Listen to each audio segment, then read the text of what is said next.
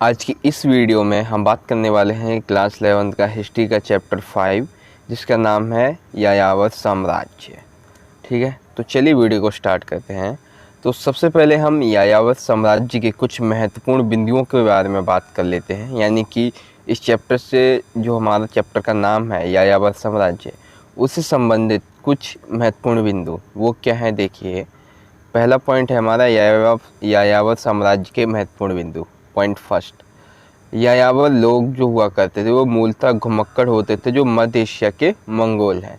यानी कि हम इस चैप्टर में मंगोलों के बारे में बात करेंगे। ठीक है, तो आज ही हमारी इस वीडियो का सबसे बड़ा टॉपिक होगा मंगोलों की पूरी जानकारी, और पार्ट 2 में हम जानेंगे चंगेज़ खान के बारे में पूरी जानकारी। ठीक है, तो यायावर लोग कौन हुआ करते थे? घुमक्कड़ हुआ करते थे जो कि मध्य एशिया के मंगोल थे। ठीक है, जिन्होंने एक अविभेदित जीवन और प्रारंभिक राजनीतिक संगठन के साथ परिवारों से समूहों में संगठित होते थे। यानी कि ये एक अविभेदित जीवन व्यतीत करते थे, और इनका जो प्रारंभिक राजनीतिक संगठन था वो परिवारों से समूहों में संगठित हुआ करते थे। ठीक है, वहीं दूसरी ओर साम्राज्य शब्द भौतिक अवस्थितियों को दर्शाता था। यानी कि इनके लिए जो साम्राज्य शब्द था वो उनकी भौतिक अवस्थाओं को दर्शाता था। ठीक है, तो ये यायावर साम्राज्य के बारे में कुछ एक दो पॉइंट थे। अब हम जानते हैं कि हमें यायावर साम्राज्य के बारे में जानकारी के हमारे पास क्या क्या स्रोत हैं। ठीक है, तो पॉइंट क्या है हमारा? मंगोलियाई यायावरी समाज के विषय में जानकारी की क्या क्या स्रोत हैं। तो देखिए, सबसे पहला स्रोत है इतिवृत्तों या यात्रा वृत्तांतों से, अर्थात कि उस समय के जो हमारे दार्शनिक हुए हैं, यानी कि जो हमारे यात्रा का उस समय जो यात्रा करते थे, चाहे वो इतिहासकार हो चाहे वो साइंटिस्ट हो, जो भी हो, जिन्होंने अपनी यात्रा में अपने जो डायरी वगैरह होते हैं उन्होंने इनके बारे में लिखा है, उससे हमें पता चलता है। ठीक है, नगरीय साहित्यकारों के दस्तावेजों से, यानी कि उस नगर के, यानी कि अरब साम्राज्य के जो नगर हुआ करते थे वहाँ के जो साहित्यकार थे उन्होंने अपने दस्तावेजों में इनके बारे में लिखा है, तो हमें वहाँ से पता चलता है। कुछ निर्णायक स्रोत चीनी, मंगोली, फारसी और अरबी भाषा में उपलब्ध हैं। यानी कि कुछ स्रोत जो हैं वो अरबी, चीनी और मंगोली भाषा में और फारसी भाषा में उपलब्ध हैं, जिनसे हम यायावर साम्राज्य के बारे में पता कर पाते हैं। और कुछ महत्वपूर्ण सामग्रियाँ हमें इतालवी, लातिनी और फ्रांसीसी और रूसी भाषा में भी मिलती हैं। यानी कि यायावर साम्राज्य के बारे में जानने के लिए हमें चीनी, मंगोली, फारसी और अरबी, साथ ही साथ इतालवी, लातिनी और फ्रांसीसी और रूसी भाषा में जो इतिवृत्त, दस्तावेज, यात्रा वृत्तांत हैं, उनसे हमें यायावर साम्राज्य के बारे में पूरी जानकारी मिलती है। अब एक उदाहरण है मार्को पोलो का यात्रा वृत्तांत। यह यात्रा वृत्तांत इतालवी और लातिनी भाषा में उपलब्ध है। यानी कि मार्को पोलो का जो यात्रा वृत्तांत है उससे हमें कहीं ना कहीं मदद मिलती है यायावर साम्राज्य के बारे में जानने के लिए। तो और जो कि यह यात्रा वृत्तांत कौन सी भाषा में? इतालवी और लातिनी भाषा में। ठीक है, इतावली है, सॉरी। अब हम बात करते हैं अगले पॉइंट की ओर। अगला पॉइंट है कि मध्य एशिया के जो यायावर साम्राज्य था उसकी क्या क्या विशेषताएं थी। यानी कि जो मध्य एशिया है उसका जो यायावर साम्राज्य था वहाँ पे इनकी क्या क्या विशेषताएं थी उसके बारे में।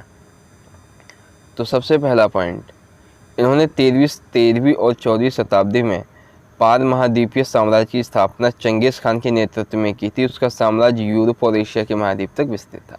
यानी कि मध्य एशिया में यायावर साम्राज्य की विशेषताएं कुछ इस तरह से थी कि इन्होंने 13वीं और 14वीं शताब्दी में पार महाद्वीपीय साम्राज्य की स्थापना की। यानी कि उन्होंने अपने महाद्वीप के अंदर ही नहीं बल्कि अपने महाद्वीप के पार, यानी कि मध्य एशिया में भी इन्होंने अपने जो साम्राज्य था उसकी स्थापना की। किसके नेतृत्व में? चंगेज़ खान के नेतृत्व में। और उसका साम्राज्य किसका? चंगेज़ खान का साम्राज्य यूरोप और एशिया महाद्वीप तक विस्तृत हो चुका था।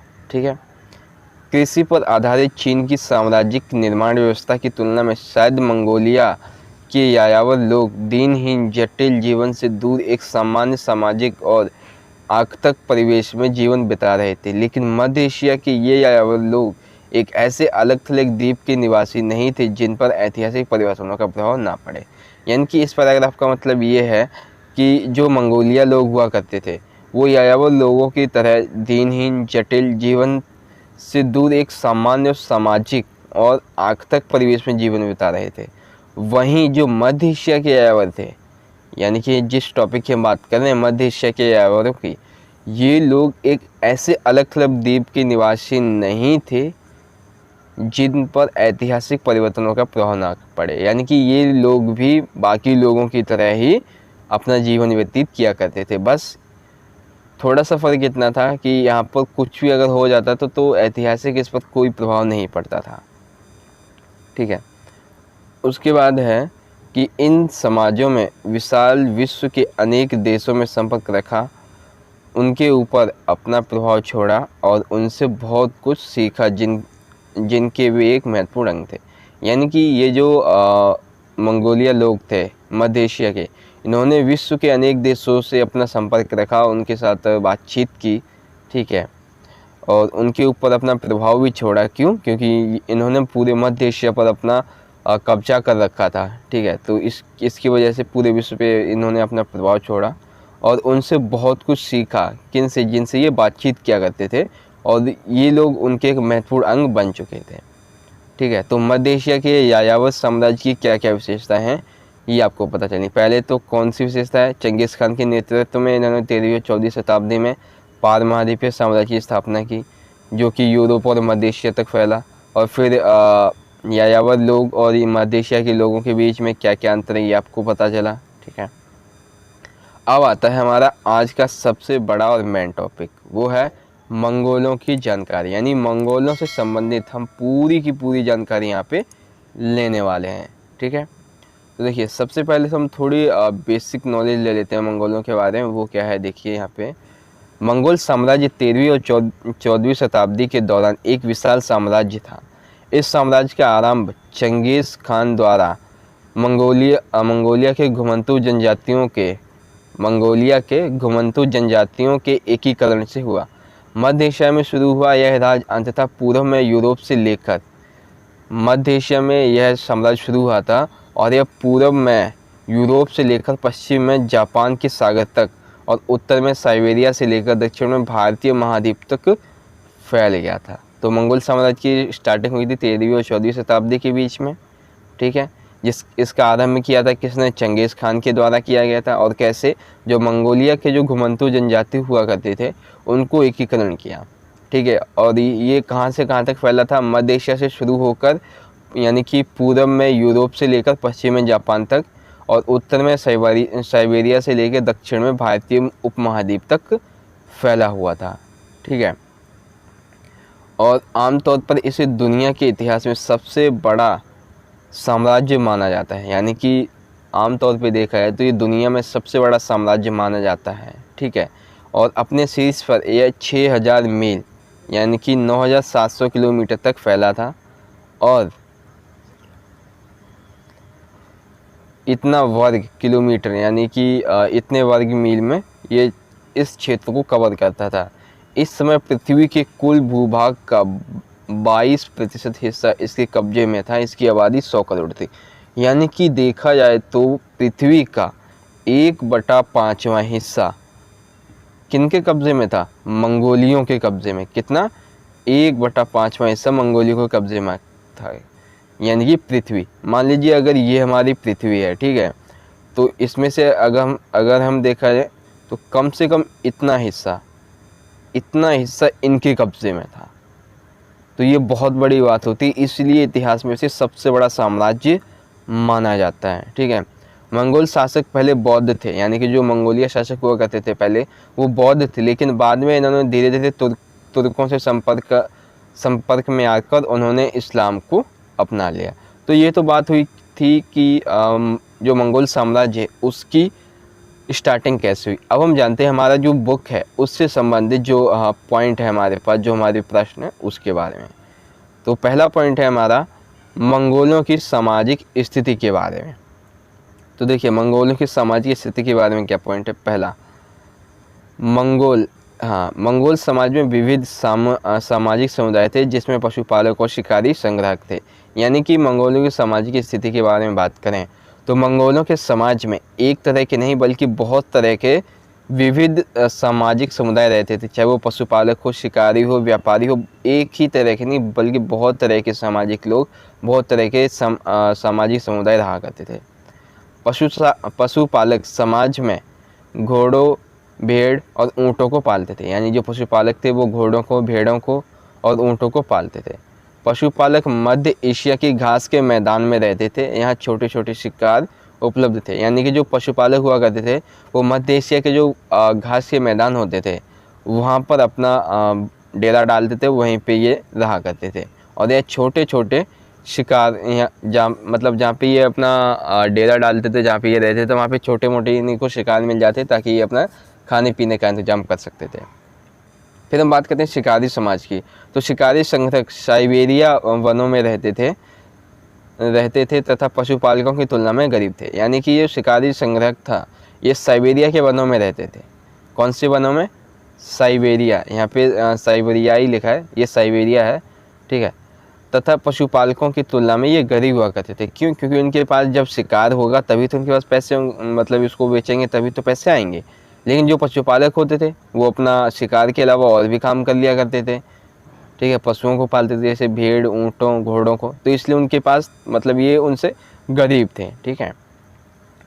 चारण क्षेत्र में साल की कुछ अवधि में कृषि करना संभव था, परंतु मंगोलों ने कृषि को नहीं अपनाया। यानी कि जहाँ पे चारण क्षेत्र था, यहाँ पे यानी कि जहाँ पे ये पशुपालक अपना पशुओं को चराया करते थे, वहाँ पर कुछ समय के लिए कृषि करना तो संभव था, लेकिन जो मंगोलियाई पशुपालक थे उन्होंने कृषि को नहीं अपनाया था, ठीक है। वह आत्मरक्षा और आक्रमण के लिए परिवारों तथा कुलों के परिसंघ बना लेते थे। परिसंघ यानी कि मतलब अगर उन पे कोई हमला हो जाता है किसी गिरोह के द्वारा, किसी राजा के द्वारा, ठीक है, या फिर किसी दूसरे शिकारी समाज के द्वारा आक्रमण हो जाता है, आत्मरक्षा के लिए उन्होंने अपने परिवारों के, एक दो परिवारों के अपने परिसंघ यानी कि समूह बना रखे थे, जिससे कि अगर कोई उन पे हमला करता है तो वो उसे बच सके। वे लोग पशुधन के लिए लूटमार करते एवं चरा के लिए लड़ाई करते। यानी कि वे अपने पशुओं को बचाने के लिए कई बार क्या होता था कि अगर कोई पशु चरा रहा है, दूसरे समूह ने उसके एक पशु को चुरा लिया, तो क्या कहते हैं, लड़ाई हो जाती थी और वे उनको लूट भी लिया करते थे, ठीक है। तो मंगोलों की सामाजिक स्थिति के बारे में आपको पता चला। बहुत सारे लोग रहते थे, जिसमें से पशुपालक और शिकारी संग्राहक जो समाज था वो ज़्यादा हुआ करते थे। इनकी विशेषताएं क्या थी ये मैंने आपको बताया। दूसरा टॉपिक है मंगोलों की सैनिक प्रबंधन की विशेषताएं, यानी कि जो मंगोल के सैनिक हुआ करते थे उनके प्रबंधन की क्या क्या विशेषताएं थी उसके बारे में बात करते हैं, ठीक है। तो देखिए एक सेकेंड, हाँ, सबसे पहला पॉइंट, मंगोल सैनिकों में प्रत्येक सदस्य स्वस्थ, वयस्क, हथियारबंद घुड़सवार दस्ता होता था। यानी कि मंगोल में जितने भी सैनिक हुआ करते थे वो स्वस्थ हुआ करते थे और जवान हुआ करते थे, वयस्क हुआ करते थे, यानी कि वो बंदे हुआ करते थे जिनका गर्म खून होता था, और जो कि हथियारबंद घुड़सवार भी हुआ करते, ज़्यादातर घुड़सवार थे, ठीक है। सेना में भिन्न भिन्न जातियों के लोग संगठित हुआ करते थे। यानी कि सेना में भिन्न भिन्न जातियों के, मतलब सेना में, समाज में जितनी भी जातियाँ थी, जितने भी धर्म के लोग हुआ करते थे, उन सभी जातियों के लोग इसमें संगठित हुआ करते थे। उनके सेना तुर्की मूल के और केराइट भी शामिल थे। यानी कि इनकी सेना में तुर्की भी शामिल थे और केराइट भी शामिल हुआ करते थे। ये कुछ समूह हैं जिनके नाम बताए गए हैं। उनकी सेना स्टेपी क्षेत्र की पुरानी दशमलव प्रणाली को अनुसार गठित की गई थी। यानी कि उनकी जो सेना है वो स्टेपी क्षेत्र की पुरानी दशमलव प्रणाली के अनुसार गठित की। ये क्या है ये हम कल जानेंगे, क्योंकि हम चंगेज़ खान की जब सैनिक उपलब्धियाँ जानेंगे ना तब आपको पता चलेगी ये दशमलव प्रणाली क्या है, ठीक है। मंगोलीय जनजातीय समूहों को विभाजित करके नवीन सैनिक इकाइयों में विभक्त किया गया। यानी कि जो मंगोलिया जनजाति थी, ठीक है, मंगोलिया जनजातीय समूहों को विभाजित करके इन्होंने उसे एक नई सेना में विभक्त कर दिया, ठीक है। और सबसे बड़ी इकाई लगभग 10,000 सैनिक की थी। यानी कि एक छोटी से छोटी जो इकाई हुआ करती थी वो कम से कम 10,000 सैनिकों की हुआ करती थी, ठीक है। तो मंगोलों की सैनिक प्रबंधन की विशेषताओं के बारे में आपको क्या पता चला कि इनकी सेना में हर एक प्रकार के लोग रहा करते थे, हर एक जाति की हुआ करते थे, तुर्की और केराइट भी शामिल थे। इन्होंने दशमलव प्रणाली के आधार पर किया था बंटवारा, ठीक है, और इन्हें इकाइयों में बांटा जाता था। और इनकी सबसे छोटी या सबसे छोटी इकाई हुआ करती थी 10,000 सैनिकों की, ठीक है। अब है कि 13वीं शताब्दी में मंगोल के शासन की क्या विशेषताएं रही होंगी। यानी कि जो हम 13वीं शताब्दी की अगर हम बात करें तो उस 13वीं 14वीं शताब्दी में ही मंगोल शासक उभर के आए थे। ठीक है, तो उस समय 13वीं शताब्दी में मंगोलों के शासन की क्या क्या विशेषताएं थी उसके बारे में बात करते हैं। छोटा सा पॉइंट है, अभी क्लियर हो जाएगा। 13वीं शताब्दी के मध्य तक मंगोल एक एकीकृत जनसमूह के रूप में उभरकर सामने आए और उन्होंने एक ऐसे विशाल साम्राज्य का निर्माण किया जिसे दुनिया ने पहले नहीं देखा था। यानी कि एकीकृत जनसमूह के रूप में ये सामने आए और उन्होंने एक विशाल साम्राज्य का निर्माण किया जिसे दुनिया ने कभी नहीं देखा था। उन्होंने अत्यंत जटिल शहरी समाजों पर शासन किया जिनके अपने अपने इतिहास, संस्कृतियाँ और नियम थे। यानी कि उन्होंने ऐसे ऐसे शहरी समाजों पर शासन किया जिनका अपना खुद का इतिहास था, खुद की संस्कृति थी, खुद के नियम थे, लेकिन फिर भी उन्होंने उस पर कब्जा करके उन पर अपना राज चलाया। हालांकि मंगोलों का अपने साम्राज्य के क्षेत्रों पर राजनीतिक प्रभुत्व रहा, फिर भी संख्यात्मक रूप में वे अल्पसंख्यक ही थे। यानी कि देखा जाए तो उन्होंने कब्जा तो बहुत सारे देशों पे किया, बहुत सारे जनसमूहों पर किया, ठीक है, बहुत सारे क्षेत्रों पर भी किया, लेकिन उनके जो खुद के क्षेत्र थे वहाँ पे ये खुद अल्पसंख्यक रहे थे। ठीक है, और कहीं ना कहीं यही कारण है कि मंगोल जो है उनका पतन हो गया था बहुत जल्दी। अभी हम पतन के बारे में भी जानेंगे। ठीक है, तो 13वीं शताब्दी में मंगोलों के शासन की विशेषताएं आपको पता चली। अब हम बात करते हैं मंगोल व्यापार कैसे करते थे, यानी कि मंगोलों का व्यापार कैसे हुआ करता था उसके बारे में। तो देखिए, मंगोल के व्यापार के बारे में सबसे पहला पॉइंट है ये वाला। हाँ, स्टेपी क्षेत्रों में संसाधनों की कमी के कारण मंगोलों और मध्य एशियाई यायावरों को व्यापार और वस्तु विनिमय के लिए उनके पड़ोसी चीनी वासियों के पास जाना पड़ता था। यह व्यवस्था दोनों पक्षों के लिए लाभकारी थी। यानी कि स्टेपी क्षेत्र में संसाधन की कमी थी, जहाँ पे फैक्ट्रियाँ वगैरह नहीं होंगी, ठीक है, जहाँ पे संसाधन कम होंगे, तो सिंपल सी बात है वहाँ पे मतलब जहाँ पे लोगों को यही नहीं पता होगा कि वो आखिर करें क्या, तो सिंपल सी बात है वहाँ पे संसाधन की कमी होगी। तो इन संसाधन की कमी को पूरी करने के लिए मंगोलिया जो हुआ करते थे, मंगोल और जो मध्य एशिया के यायावर हुआ करते, तो वे व्यापार करने के लिए कहाँ जाते थे? चीनी वासियों के पास, यानी कि चीनियों के पास जाते थे। और यह व्यवस्था दोनों के लिए ही लाभकारी थी। क्यों? क्योंकि ये वस्तु विनिमय करते थे, वो मुद्रा वगैरह देते थे, तो इस तरह से ये दोनों के लिए लाभकारी हुआ करती थी। ठीक है, दूसरा पॉइंट आता है यायावर कबीलेवासी खेती से मिले उत्पादों तथा लोहे के उपकरणों को चीन से लाते थे। यानी जो खेती से मिले उत्पाद थे और जो लोहे के उपकरण थे वो चीन से लाते थे और फिर घोड़े फार स्टेपी में पकड़े गए शिकार का आदान प्रदान करते थे। यानी कि देखिए, यायावर कबीले थे वो खेती से मिले उत्पाद और लोहे के उपकरणों को चीन के लिए लाते थे और वे घोड़ों व स्टेपी में पकड़े गए शिकार हुआ करते थे, उनका आदान प्रदान करते थे। उन्हें वाणिज्यिक क्रियाकलापों में बहुत तनाव का सामना करना पड़ता था। इस वजह से दोनों पक्ष ज़्यादा से ज़्यादा लाभ कमाना चाहते थे। ठीक है, तो सिंपल सी बात है, यानी कि ये आपस में वस्तु विनिमय करते थे। कोई जो यायावर कबीले थे वो खेती से मिले उत्पादों, लोहे उपकरणों को नहीं देते थे, और वहीं जो चीनी वासी हुआ करते थे वो उन्हें घोड़े फर स्टेपी क्षेत्र में पकड़ के शिकार हुआ करते थे, या आपस में इन दोनों चीज़ों का आदान प्रदान करते थे, और जो कि इन दोनों के लिए लाभकारी साबित होता था। ठीक है, फिर अगला पॉइंट, जलवायु की मात्रा ज़्यादा ठंडी या गर्म होने के कारण, यानी कि जलवायु की जो मात्रा थी वो ज़्यादा ठंडी या गर्म होने के कारण स्टेपी प्रदेशों में खेती करना केवल कुछ ही ऋतुओं में संभव था। यानी कि वहाँ की जो जलवायु थी वो ठंडी या गर्म थी, जिसकी वजह से वहाँ पे खेती करना खेती बहुत कम समय के लिए हुआ करती थी। परंतु मंगोलों ने सुदूर पश्चिम के तुर्कों के विपरीत किसी कार्य नहीं किया। यानी जो मंगोल हुआ करते थे उन्होंने जो पश्चिम में तुर्की हुआ करते थे उनके जैसे कृषि करना पसंद नहीं किया और वो कृषि नहीं करते थे। इसलिए खाद्य उत्पाद तथा लोहे के उपकरणों के लिए उन्हें चीन जाना पड़ता था। इस प्रकार एक पशुपालक, एक आखेटक समाज का जीवन व्यापार के अभाव में असंभव था। यानी कि ये लोग क्या करते थे, जो तुर्की हुआ करते थे उनकी तरह ये कृषि नहीं करते थे।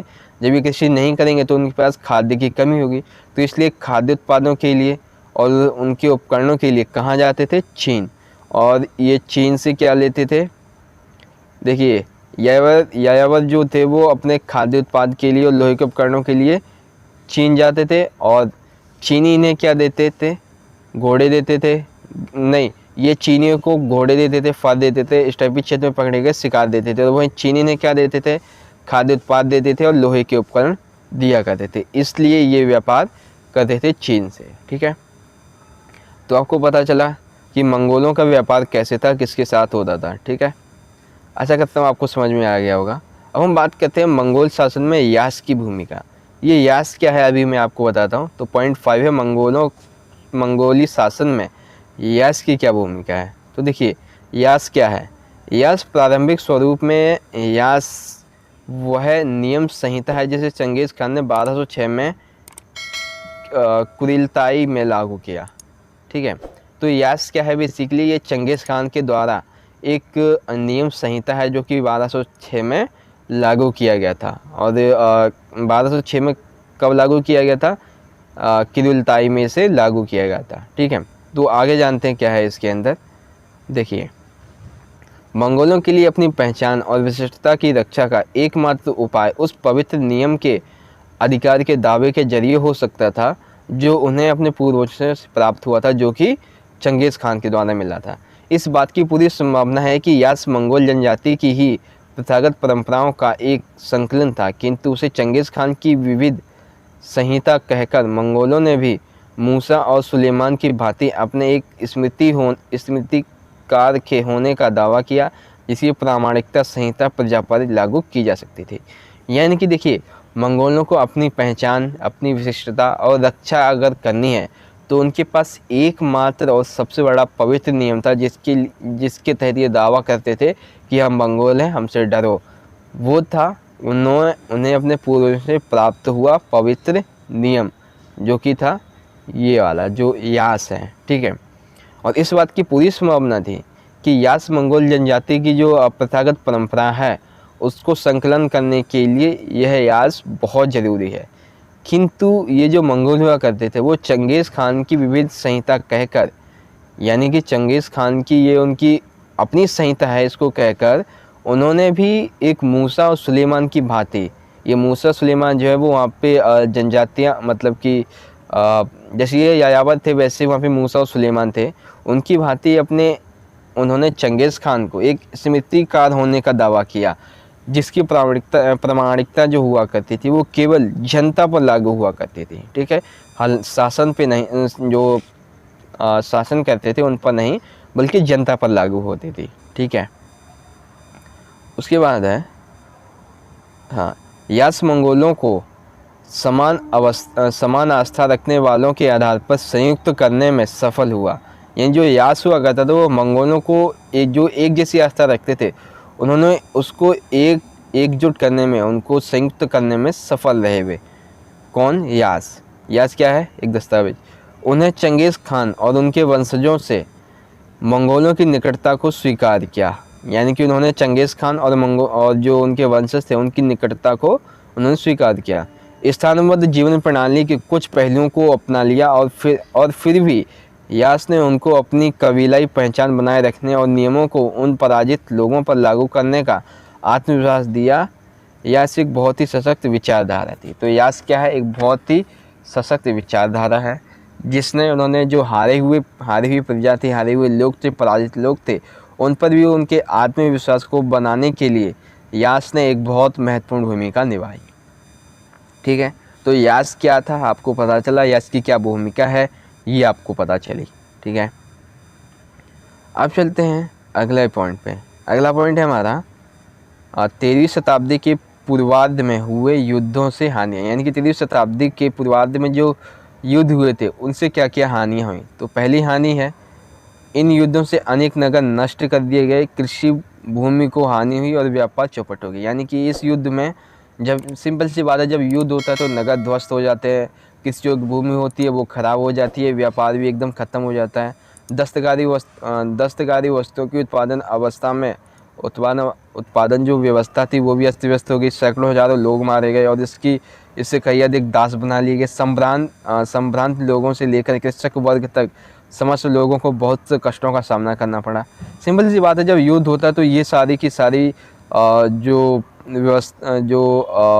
नुकसान है वो होता ही है। क्या नगर नष्ट होना, किसी के लिए भूमि व्यापार चौपट होना, सैकड़ों लोग मारे जाना, उससे अधिक दास बना लेना, हर एक वर्ग के लोगों को कई कष्टों का सामना करना पड़ना। तो ये था सारी चीज़ें, ठीक है। उसके बाद है मंगोलों को इतिहास पर विश्वास न करने के क्या कारण है, यानी कि ऐसे कौन कौन से कारण हैं जिसकी वजह से हम मंगोलों के इतिहास पर विश्वास नहीं कर पाते हैं, ठीक है। तो देखिए वो क्या क्या है। पहला है मंगोलों का स्वयं रचित इतिहास नहीं, यानी कि मंगोलों के द्वारा उनका खुद का इतिहास नहीं रचा गया बल्कि दूसरों के द्वारा रचा गया। इसलिए जानकारी के मुख्य स्रोत इतिवृत्त, यात्रा वृत्तांत और नगरीय साहित्यकारों के दस्तावेज हैं, ठीक है। यानी कि सिंपल सी बात है, जब तक उनके द्वारा हमें लिखा हुआ नहीं मिलेगा हम कैसे विश्वास कर सकते हैं। हालांकि हम थोड़ा बहुत विश्वास इतिवृत्त, यात्रा वृत्तांत और जो वहाँ के नगरीय साहित्यकार थे उनके दस्तावेजों के द्वारा कर सकते हैं, लेकिन पूरी तरह से नहीं। लेखकों की यायावरी जीवन की जानकारी पक्षपातपूर्ण है, यानी कि जो लेखक है उनके द्वारा यायावर जो जीवन था उनकी जानकारी जो हमें मिलती है वो पक्षपातपूर्ण है, क्योंकि हमें मंगोलों के बारे में कुछ और जानकारी मिलती है, चंगेज़ खान के बारे में कुछ और जानकारी मिलती है, ठीक है। अनेक लेखक मंगोल आश्रय पर निर्भर इसलिए वर्णन सहानुभूतिपूर्ण रहा है, यानी कि अनेक जो मंगोल हैं मतलब अनेक जो लेखक हैं उन्होंने मंगोलों के बारे में एक सहानुभूतिपूर्ण वर्णन किया है, ठीक है। और वहीं अन्य ने उन्हें लुटेरा और नरसंहार करने वाला बताया है। तो इसीलिए किसकी वजह से, खुद का रचित इतिहास नहीं है, यात्रा वृत्तांत, इतिवृत्त और उनके नगरीय साहित्यकारों के दस्तावेजों के कारण हमें पता चलता है, इसकी वजह से हमें विश्वास नहीं होता। यायावरी जीवन के बारे में पक्षपातपूर्ण है, कई लोग इन्हें कहते हैं कि ये सहानुभूतिपूर्ण रहे थे, कई कहते हैं कि लुटेरे और नरसंहार थे। तो इन्हीं 5-6 कारणों की वजह से हम मंगोलों के इतिहास पर विश्वास नहीं कर पाते हैं, ठीक है। उसके बाद आता है लास्ट पॉइंट है कि मंगोल साम्राज्य के पतन के क्या कारण हैं, यानी कि मंगोल साम्राज्य पतन हो गया इसके क्या कारण। हालांकि आपकी बुक में ये दिया तो नहीं गया है, फिर मैं आपको 2-3 पॉइंट बता देता हूँ। 2-3 पॉइंट क्या है, एक ही पॉइंट है सिंपल सा कि उनकी संख्या बहुत ही कम थी, वे अपनी प्रजा के अपेक्षा कम सभ्य थे, यानी कि जो मंगोल हुआ करते थे उनकी संख्या बहुत कम थी। जैसे मैंने आपको बताया था कि वो हालांकि दूसरे क्षेत्रों में तो अपना कब्जा कर लिया था, लेकिन वो खुद के ही क्षेत्र में राजनीतिक तौर पे उन्होंने अपना अच्छे से पैर नहीं जमा पाया था, जिसकी वजह से वहाँ की जो प्रजा थी वो उनसे काफ़ी नाराज़ थी, ठीक है। तो उनकी मंगोलों की जो संख्या थी वो काफ़ी कम थी और ये अपनी प्रजा के अपेक्षा सभ्य नहीं थे, ठीक है। आपसी विरोध व अपनी सभ्यता को विजित देशों में सभ्यता में मिलाना, यानी कि इनके मंगोलों के बीच आपस में विरोध होता रहता था और ये जितनी भी सभ्यता जीतते थे उन सभी सभ्यता को अपनी इस मंगोलीय सभ्यता के अंदर शामिल कर लेते थे, ठीक है। मंगोलों के द्वारा अन्य धर्मों को अपनाया जाना और अन्य उपयुक्त बिंदु, यानी कि देखिए सिंपल सी बात है, एक तो इनकी संख्या कम थी, ठीक है, जिसकी वजह से ये शासन सही से नहीं कर पा रहे थे। इनके बीच आपस में विरोध चलता रहता था, ठीक है। और जितनी भी ये देशों को जीतते थे उन सभी देशों की जितनी सभ्यताएं थीं उनको अपने अंदर मिला लेते थे, ठीक है। मंगोलों ने बहुत सारे धर्मों को अपनाया, जिसकी वजह से हर एक धर्म के लोग चाहते थे हमारा धर्म सर्वश्रेष्ठ हो, हमारा धर्म सर्वश्रेष्ठ हो, जिसकी वजह से आपसी विरोध होता था, ठीक है। तो इन सभी कारणों की वजह से मंगोल साम्राज्य का पतन हो गया। अब देखिए दूसरा पॉइंट आता है हमारा चंगेज़ खान के बारे में। तो चंगेज़ खान के बारे में हम जानेंगे अगली वीडियो में, ठीक है। तो आज की इस वीडियो को हम यहीं पे ख़त्म करते हैं। तो दोस्तों आशा करता हूँ कि आज की हमारी ये वीडियो आपको पसंद आई होगी और आपको पता चला होगा कि यायावर साम्राज्य के बारे में, यानी कि मंगोलों के बारे में जो महत्वपूर्ण बिंदु हैं वो सभी। दोस्तों अगर अभी तक आपने हमारे चैनल को सब्सक्राइब नहीं किया है और अगर अभी तक आपने हमारे वीडियो को लाइक नहीं किया है और वीडियो अच्छी लगी तो एक प्यारा सा कमेंट छोड़ के ज़रूर जाइएगा। तो चलिए दोस्तों मिलेंगे अगली वीडियो में अगले टॉपिक के साथ, जो कि हमारा चंगेज़ खान के बारे में पूरी जानकारी, और अगले टॉपिक में हमारा मतलब अगली वीडियो में हमारा ये चैप्टर भी ख़त्म हो जाएगा। तो चलिए दोस्तों मिलेंगे अगली वीडियो में, तब तक के लिए आप पढ़ते रहिए, अपना ख्याल रखिए, धन्यवाद, जय हिंद।